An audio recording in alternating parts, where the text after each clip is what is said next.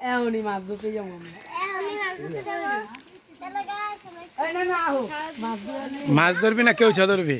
কেউ যাবে মাছ ইলিশ মাছ ধরবি ইলিশ মাছ দে আমরা ভিডিও কইরা কত বড় জাল এই যে দেন জালের ব্যাপারই তো দেখে